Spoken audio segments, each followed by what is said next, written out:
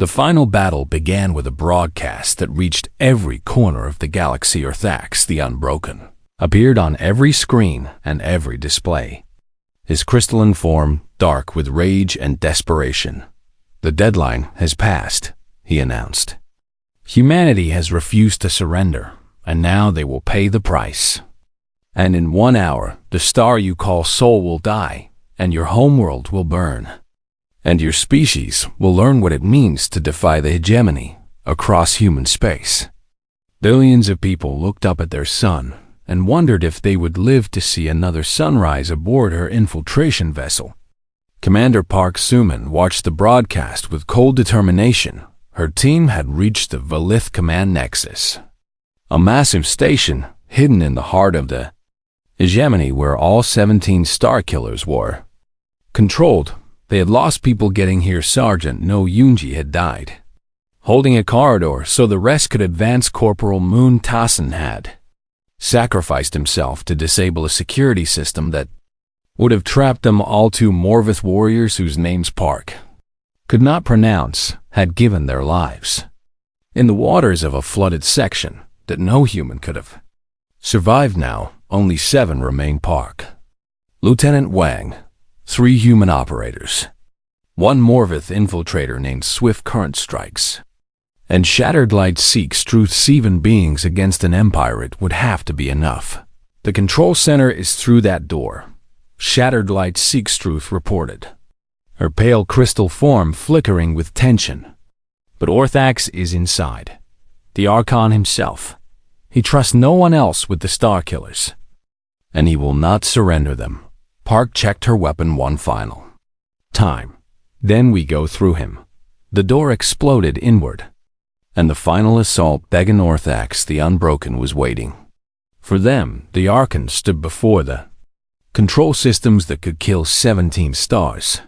His massive crystalline body pulsing with dark light around him stood his personal guard, a dozen Valith warriors who had served him for millennia. "You are too late," Orthax declared as Park's team breached the room. "The firing sequence has begun, and in 40 minutes your son will die. Then we have 40 minutes to stop you." Park replied and opened fire. The battle that followed was brutal, and brief Valith guards fell to human weapons designed specifically to shatter.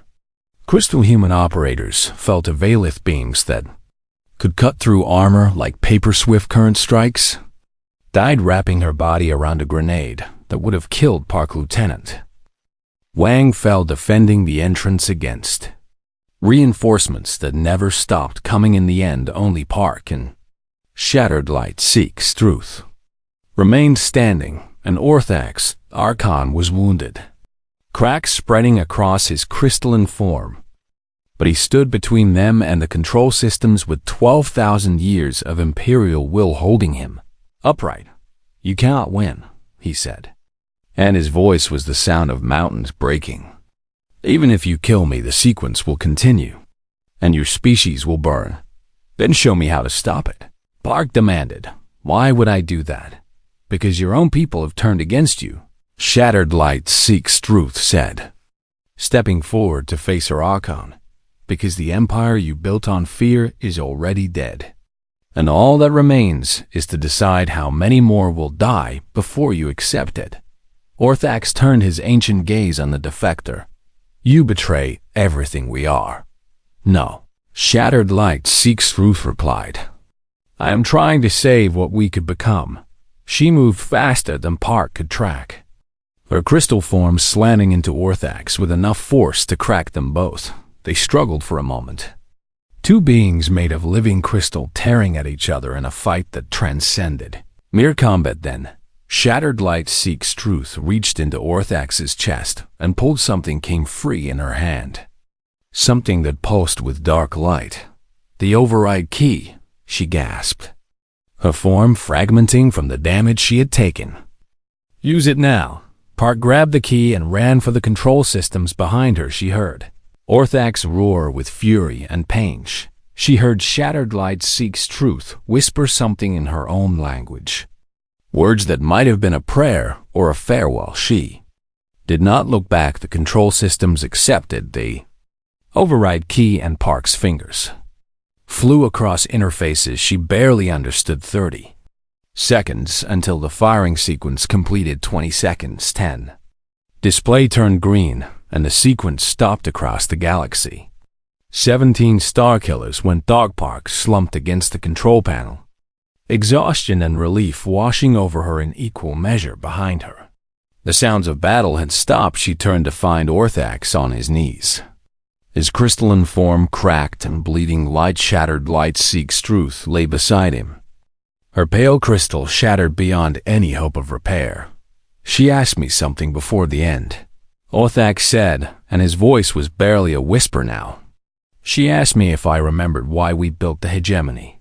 What did you tell her? I could not remember, the Archon admitted. 12,000 years, and I could not remember why we started. Only that we could not stop. He looked up at Park with eyes that held something she had never expected to see in a Velithad. How did you remain unafraid? He asked. Your species is young and weak, and you face the greatest empire in the galaxy. Yet you never wavered. Park thought about the question for a long moment. We were always afraid, she said finally. Fear is what makes us careful, and it is what makes us dangerous. And you felt nothing, so you learned nothing. But we felt everything, so we adapted. Orthax considered her words, then his crystal form began to crack and splinter as he made a choice that no Archon had. Made in 12,000 years. Chose to end, build something better. He whispered as his light faded. Something that does not require fear to survive. The battle for the galaxy continued for 3 more days as Velith loyalists fought desperately against the combined fleet of humanity and 15 liberated species, but without the Starkillers and without their Archon. The outcome was never in doubt. The hegemony fell 1 year later. Siang Yuna stood before the first Galactic Congress. 42 species had sent representatives to this gathering. Species that had been slaves and species that had been free, and even species like the Velith who were learning to be something new. We did not win this war alone, Siang Yuna announced, her voice carrying to every corner of the great chamber. We won it together. Humans in Morvith and Katrani and Velthos and dozens of others, who refused to accept that slavery was the natural order of things. She paused, looking out at faces and forms that represented the full diversity of intelligent life in the galaxy. The Velith believed that strength meant dominance, and they believed that empire was eternal. But empires are built on fear, and fear fades in the gallery above. Park Suman watched with eyes that still carried the weight of everyone she had lost. Beside her sat Morvith veterans and former Velith dissidents and representatives of species she had never heard of before the war. What we build together will outlast any empire, Siang Yuna continued. Not because we are strong, but because we are many and we chose each other. On the ruined throne world of the Velith, where crystalline palaces had once proclaimed the eternal dominance of an empire that no longer existed, children played in the wreckage. Emervith, young ones chased Velith children through gardens that were already beginning to grow again. Human relief worker named Kim Sujin watched them play and felt something she had almost forgotten during 2 years of warhope. She had come here expecting to find only destruction and despair. Instead, she had found life continuing, adapting, refusing to surrender to the weight of history. Velith children would grow up in a galaxy where their species was not the master of all they surveyed. They would have to learn to live as equals rather than rulers. It would be hard, but watching them play with children of species their grandparents had enslaved, Kim Sujin thought they might just manage. And she allowed herself to cry for the first time in years, not from grief or exhaustion or the memory of friends who had not survived to see this day. She cried from something simpler and more precious than all of those things. She cried because after everything they had lost and everything they had sacrificed. They had finally found what they were fighting for: a galaxy where children could play together without fear, a future where strength meant cooperation instead of conquest, peace. The Empire had underestimated humanity and lost everything, but what humanity helped build from the ashes would last far longer than any empire ever could.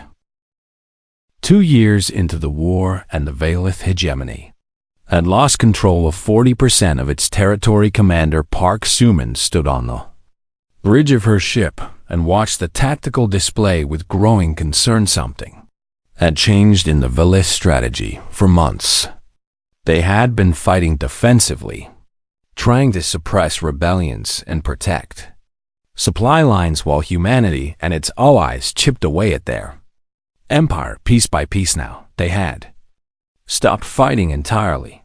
Every Valith fleet had withdrawn to defensive positions around their core worlds. Every garrison had pulled back from contested territory. It was as if the entire hegemony had decided to contract into a defensive shell and wait. Park did not like it. Enemies that stopped fighting were either surrendering or preparing something terrible, and the Valith were not surrendering. Commander Lieutenant Wang Minjie reported from his station.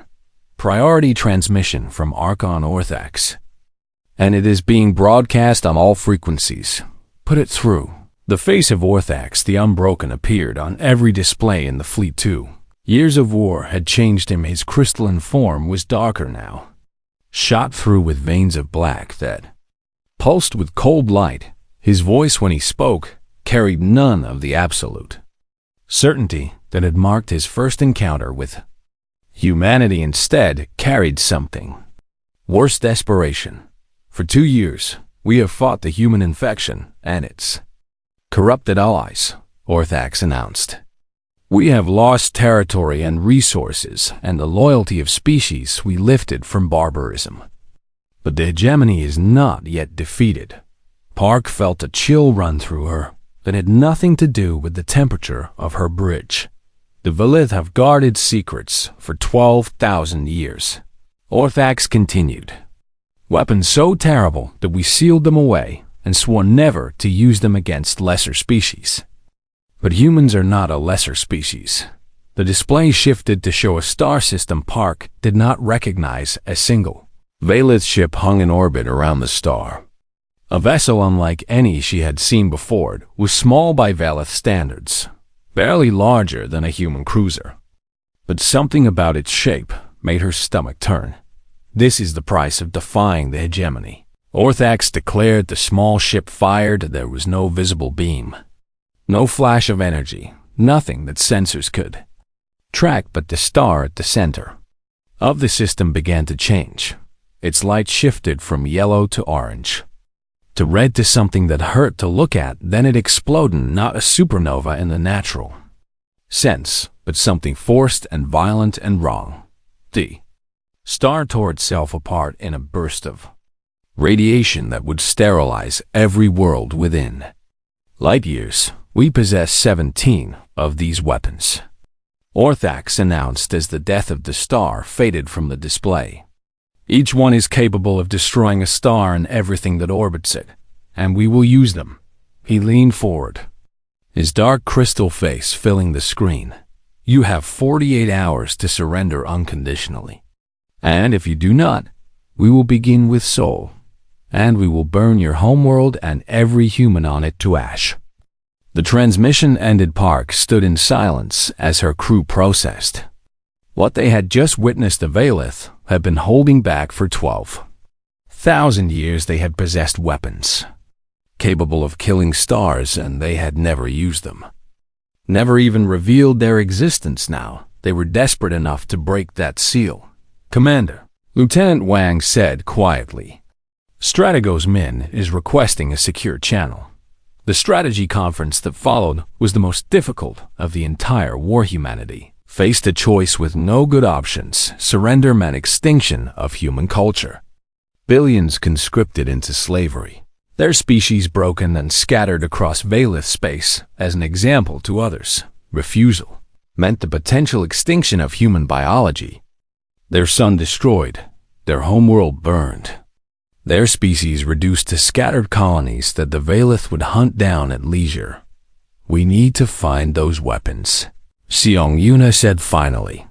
If we can locate and disable them, the Valith lose their leverage. They have had 12,000 years to hide them, Strategos men pointed out. We have 48 hours. Then we need help from someone who knows where they are.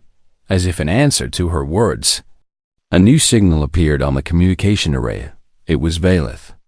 In origin, but carried encryption codes that no human had ever seen. Park authorized the connection, and a face appeared that made every human in the conference tense with instinctive hostility of Valith, but this one was differenter.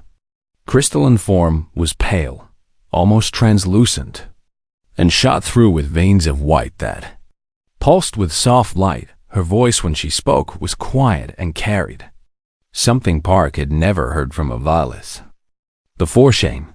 My name is Shattered Light Seeks Truth, the Valith said. I am one of 17 custodians assigned to guard the Star Killer weapons, and I am here to betray my Archon. The silence that followed stretched for a long moment. Why? Seong Yuna asked finally. Because Orthex has broken the oldest law of our people. Shattered Light Seeks Truth replied. The Star Killers were created in desperation during a war we barely survived. And our ancestors swore that they would never be used again. Not against any enemy, not for any reason. Yet Orthex just used one. Yes. And there are those among my people who believe he has doomed us all. Not through the weapon itself, but through what it represents. And what does it represent? The Valith defector was silent for a moment. Fear, she said finally.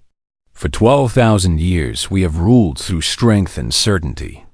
But Orthax has revealed to the galaxy that we are afraid. And empires built on the illusion of invincibility cannot survive the admission of fear. Park studied the alien face, looking for signs of deception and finding none. You said you are one of 17 custodians, she said. Can you give us the locations of all 17 weapons? Yes. And you are willing to help us destroy them. I am willing to die helping you destroy them. Shattered Light Seeks Truth corrected. But I require something in return. Name it. Promise me that when the hegemony falls, you will not exterminate my species. And promise me that Valith children will have a place in whatever comes next.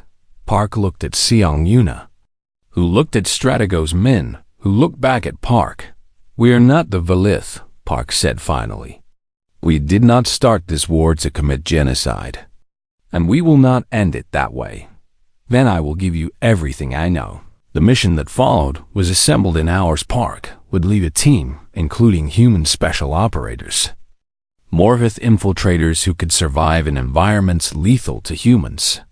And Valith defectors who could access systems that would otherwise be impenetrable. They would strike at the central control nexus where all 17 Starkillers could be disabled simultaneously.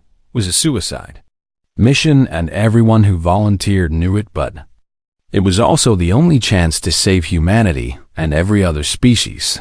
The Peya Valith had threatened as Park prepared to depart. Shattered Light Seeks Truth approached her. You will not all survive, the Valith said quietly. I know. Yet you go anyway. Park checked her weapons one final time. Humans have a saying, she replied. Some things are worth dying for. I do not understand. You will, Park said. And she meant it as a promise. Before this is over, you will.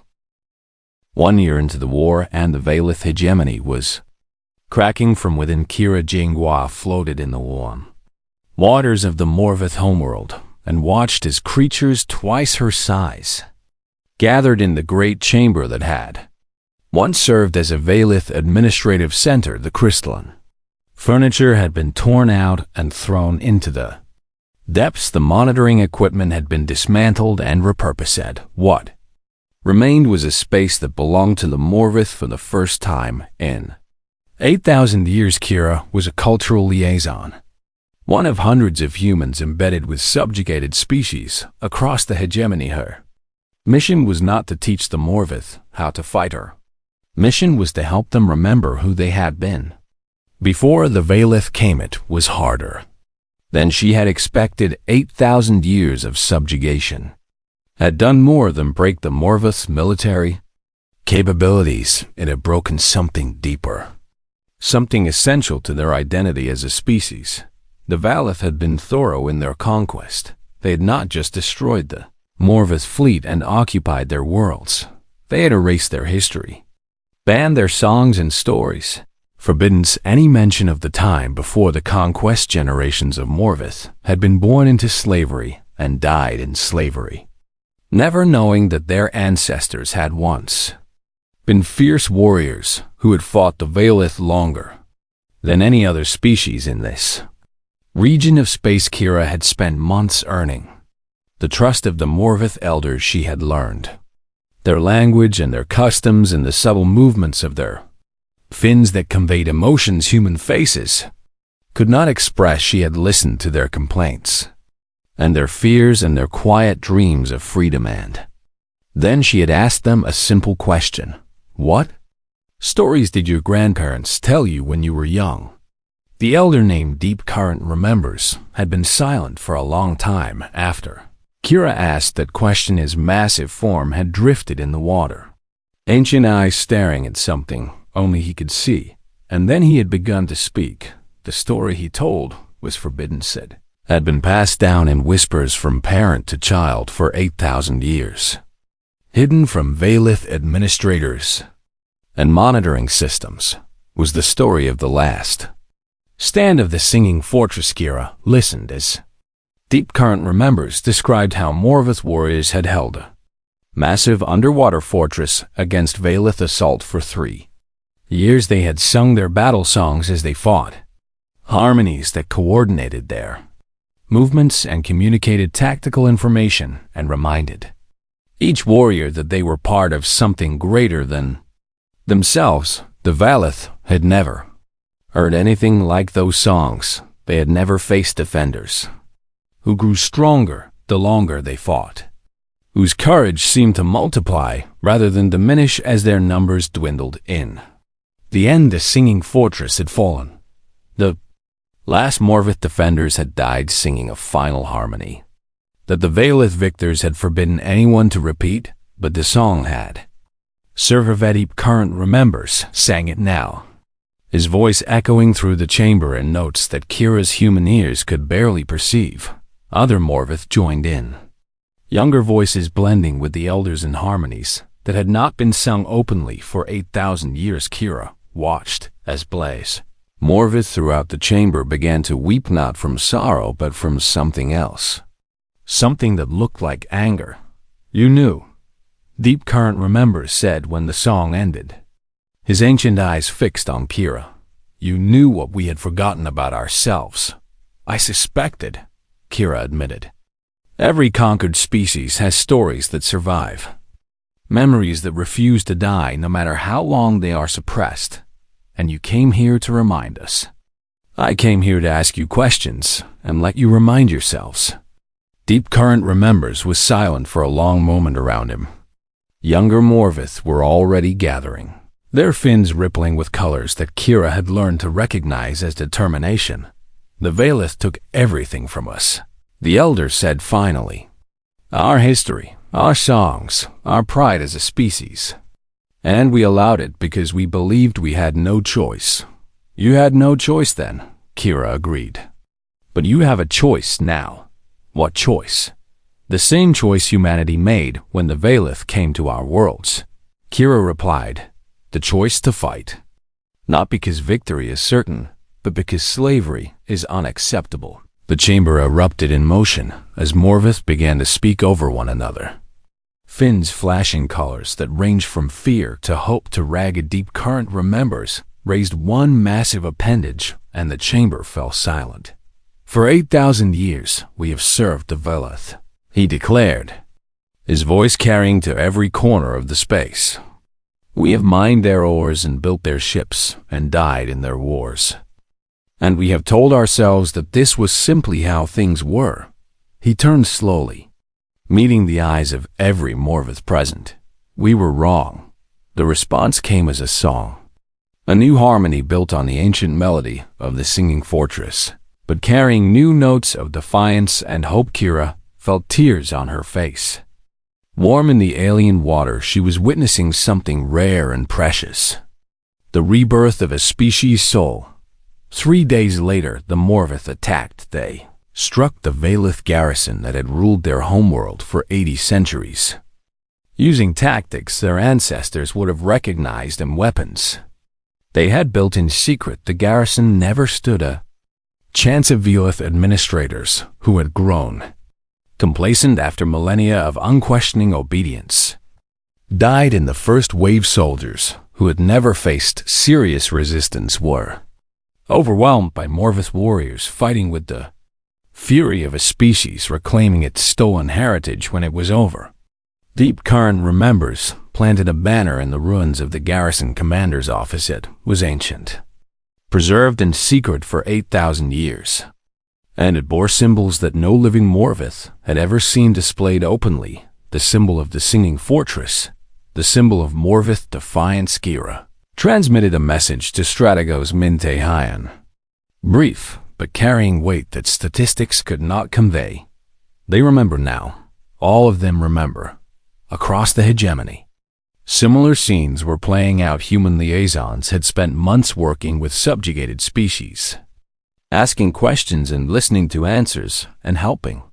Ancient memories resurface. The Katrani remembered their hive queens who had fought to the death rather than submit. The Velthos remembered their sky kingdoms that had ruled the clouds before the Valith burned them from the heaven. Species after species was waking up, remembering who they had been and refusing to remain what the Valith had made. Themerthax the Unbroken responded with brutal crackdowns. He ordered massacres and destructions and examples made of rebellious populations, but every atrocity required troops, and every troop deployment weakened the front lines against humanity, and human operatives documented everything, broadcasting images of Valith brutality across every communication network in the Krogvad galaxy. Each atrocity created more rebels. Each crackdown spread the fire of resistance further. The empire that had stood for 12,000 years was burning from within, and the flames were fed by something the Valith had never understood. Memory, hope, the unbreakable human belief that no species deserved to be slaves. 3 months into the war, and the Valith hegemony was losing its mind. Strategos Min Tehin stood in the command center of a mobile station that never remained in one location longer than 18 hours. Around him, holographic displays showed the current state of the conflict, and by every conventional measure the Valith should have been winning. Their fleets outnumbered humanity's by a factor of 50 to 1. Their weapons could crack planets, and their shields could withstand nuclear bombardment. Their supply lines stretched across thousands of star systems filled with resources accumulated over millennia of conquest, and yet they were losing. Report from Sector 7, announced Lieutenant Beek Jiwan, her fingers dancing across control surfaces. The Valith garrison at Crystalline Station has been evacuated after their water recycling systems failed simultaneously. Sabotage confirmed, Min asked. They still think it was mechanical failure. Strategos, and they have pulled back to their secondary base, which is exactly where we wanted them. Min nodded, and marked another victory on the strategic display. The Valith did not understand the war. They were fighting because they had never fought a war like this before. Their previous conquests had followed a simple pattern. They would arrive with overwhelming force, destroy any military resistance, and then occupy the conquered territory until the subjugated species accepted their role in the hegemony. It was efficient and predictable, and had worked for 12,000 years against humanity, it was failing.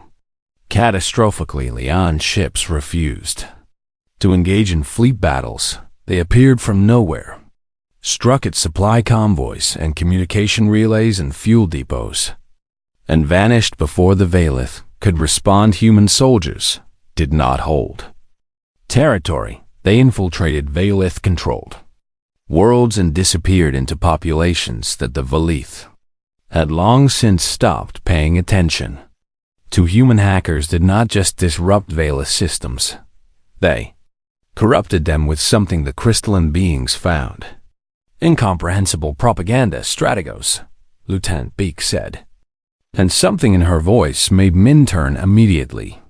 We have confirmation that Admiral Crystalline Voice of Conquest has captured one of our people, Sergeant First Class Yoon Do-yun, and he is alive and being interrogated aboard the Admiral's flagship. Min closed his eyes for a moment. Yoon Do-hyun was not just any soldier. He was one of 12 volunteers who had memorized carefully constructed false information specifically to be captured. The Valith will break him, Lieutenant Beak said quietly. Their interrogation methods are effective. I know. He will tell them everything he thinks he knows. That is the plan. Lieutenant Beak fell silent as understanding dawned on her face. 3 days later, the Valith 8th Fleet mobilized Admiral Crystalline Voice of Conquest, had extracted detailed information about a massive human counterattack plan for the Varus system. According to the prisoner, humanity had gathered its entire remaining fleet for one desperate strike against Valith supply lines. The Admiral committed every ship under his Belias command to intercept this attack. He found nothing. The Varus system was empty except for a single automated beacon that broadcast a human phrase the Admiral's translator struggled to interpret. Made you look, while the 8th Fleet searched empty space for an enemy that was never there. Human strike teams destroyed 17 Valith fuel depots that had been left undefended. The Admiral returned to find his supply lines crippled and his fleet stranded, without fuel to pursue the human raiders who had already vanished into the darkness between stars.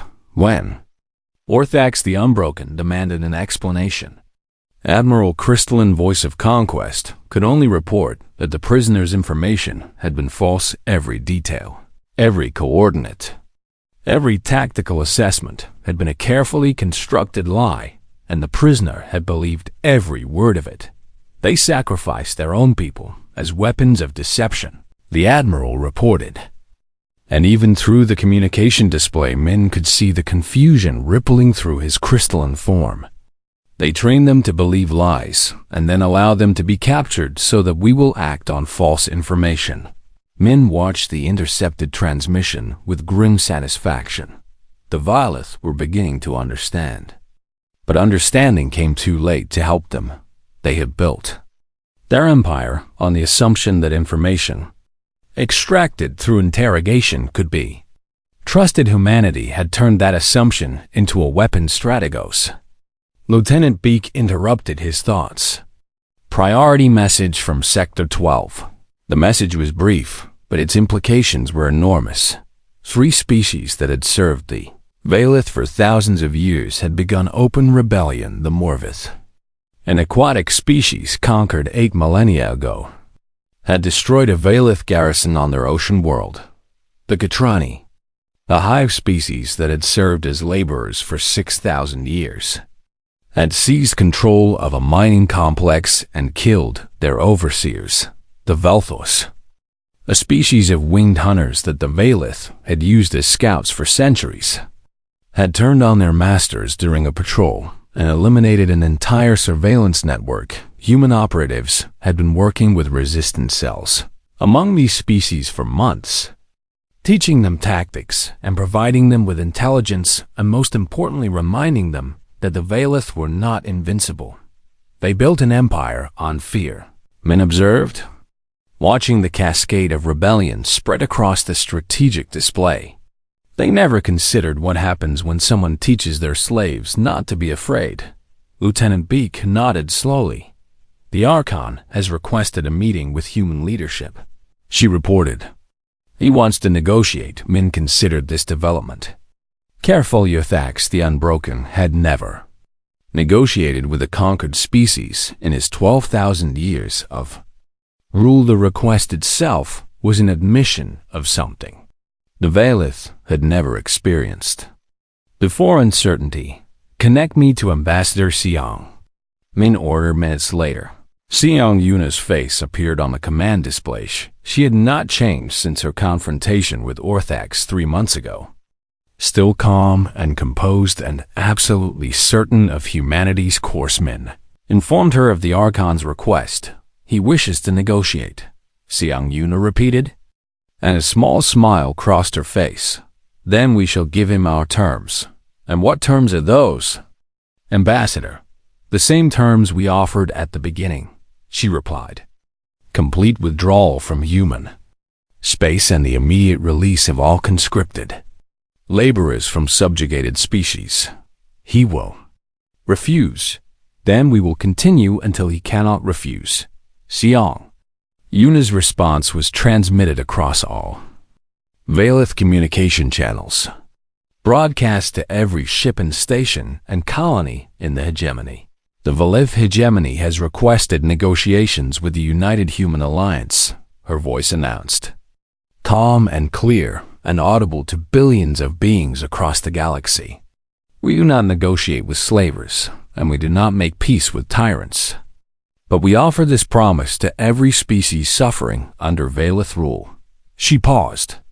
And in that pause the galaxy held its breath. We are coming to free you. And nothing the hegemony does will stop us. Across the Valith hegemony, subjugated species heard those words and began to hope and hope. As the Valith were about to learn, was the most dangerous weapon humanity possessed. The Valith hegemony had ruled the Aryan Spur for 12,000 years, and in all that time no species had ever refused their demands. Ambassador Siong Yuna stood in the throne chamber of the flagship Eternal Dominion and looked up at the creature that called itself Orthax the Unbroken. The Archon was massive, a towering being made of living crystal that pulsed with inner light, and his voice rang through the chamber like thunder echoing through a canyon. You are the 47th species we have contacted in this sector, Orthax announced, his crystalline form shifting colors as he spoke. And like all the others, you will accept our terms or face destruction. Siong Yuna clasped her hands behind her back and waited. The terms were simple in the way that robbery was simple. Humanity would surrender 60% of all resources from every world they inhabited. 1 billion humans would be conscripted annually for labor in Valith mining operations across the galaxy. All human governments would dissolve, and except Valith administrators, all human military vessels would be destroyed. Permanent monitoring stations would be established on every human world. These terms are not negotiable, Orthax continued, and the light within his crystal body flared bright enough to make Siong Yuna's eyes water. 847 species have accepted these terms before you, and their civilizations have survived under our protection for millennia. Siong Yuna had spent 20 years as a hostage negotiator in Bism before joining the diplomatic corps. She had talked down terrorists and criminals and desperate people with nothing left to lose. She had learned to read body language and vocal patterns and the tiny signs that revealed what someone truly wanted. Beneath their demands, looking at Orthax the Unbroken, she saw something none of those criminals had ever shown. She saw absolute certainty. This being had never been refused, because refusal had never been possible. The Valith had conquered 847 species through overwhelming force, and each conquest had reinforced their belief in their own invincibility. And Yuna did something that no representative of any species had ever done in the presence of a Valith Archon. She laughed. The sound echoed through the throne chamber. Bright and genuine and completely unexpected orthaxis. Crystal form flickered with colors that Seong Yuna's translator implant could not interpret. Confusion, perhaps, or disbelief. You find these terms amusing, the Archon said. And for the first time, his voice carried something other than absolute authority. I find them ambitious, Seong Yuna replied.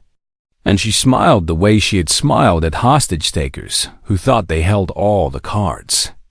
My people have a word for what you are attempting here, Archon.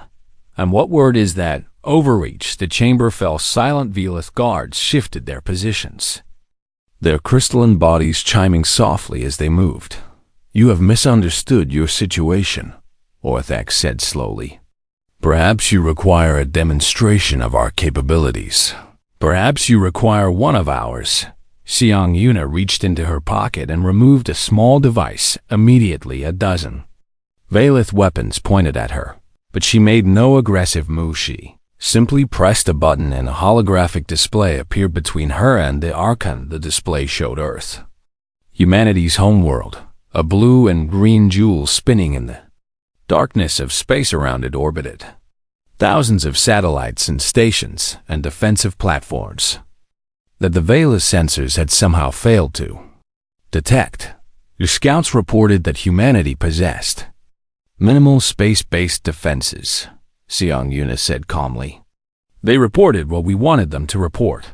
Orthax leaned forward, his massive crystalline body groaning with the movement. You dare to deceive the hegemony. We dare many things, Archon, and deception is the least of them. Seong Yuna pressed another button, and the display changed. Now it showed Valith space, the vast territory of the hegemony stretching across thousands of light years. Red dots appeared throughout that territory. Hundreds of them, thousands of them. Those are human operatives, Seong Yuna explained. They have been in position for 6 months, ever since your scouts first entered our territory, and they are currently embedded within your supply lines, your communication networks, your shipyards, and your administrative centers. Impossible, Orthax declared. But his crystal body flickered with uncertain colors. You conquered 847 species through overwhelming force, Seong Yuna continued. You showed them your fleets and your weapons, and they surrendered because they saw no path to victory. But you made a mistake with humanity, Archon. And what mistake was that? You gave us time to prepare. And you assumed we would prepare the way your previous conquests prepared, building fleets and weapons to match your own. Seong Yuna shook her head slowly. We did not. She pressed a final button across the holographic display. The red dots began to pulse. Humanity does not believe in fair fights, Seong Yuna said. We believe in winning. And we have spent the last 6 months ensuring that any war with the hegemony will not be fought on your terms. Orthax rose to his full height, towering over the human ambassador like a mountain of living crystal. You are one species, he thundered. We command the resources of hundreds. And you think your tricks and deceptions will save you. I think you have never faced a species like us, Seong Yuna replied. I think your empire is built on the assumption that overwhelming force is the only form of power. And I think that assumption is about to cost you everything. Destroy one of their colonies, Orthax commanded his guards. Show this human what happens to those who defy the hegemony. A Valith dreadnought moved into position above a human colony moon, its weapons charged, energy building in massive crystalline arrays designed to crack planets like eggs. The dreadnought fired. The beam of destruction lanced down toward the colony, bright enough to blind sensors across the entire system. And then something happened that no Valith had ever witnessed. The colony moon's defense grid activated. Systems that had appeared to be simple communication relays and power stations revealing their true purpose. The beam struck a shimmering barrier of interlocked energy fields, and stopped for a heartbeat. The beam hung there, suspended between the dreadnought and the shield. Then the shield pulsed, and the beam reversed course, racing back up toward the ship that had fired it. The dreadnought shuddered as its own attack tore through its hull. Secondary explosions rippled across its surface as the redirected energy found fuel, stores, and ammunition magazines. Within seconds, the mightiest warship in the Valeth fleet was crippled and drifting, its crystal hull cracked and bleeding atmosphere into the void. Xiang Yuna checked her watch, a gesture that meant nothing to the Valeth but carried weight among humans. A sign of patience running out. "You have 6 hours to withdraw from human space," she announced, and her voice carried the absolute certainty that Orthax had displayed moments before. "After that, we stop being polite." She turned and walked toward the exit, her back straight and her steps unhurried. "This is not over," Orthax called after her. "The hegemony will crush your species and scatter your ashes across the galaxy." Xiang Yuna paused at the door and looked back at the Archon. "The hegemony has never lost a war," she acknowledged. "Neither have we." She walked out of the throne chamber, leaving 12,000 years of Valith certainty crumbling in her wake. The war had begun, and for the first time in their long history, the Valith faced an enemy that did not fear them. They did not yet understand how much that would cost them. They would learn.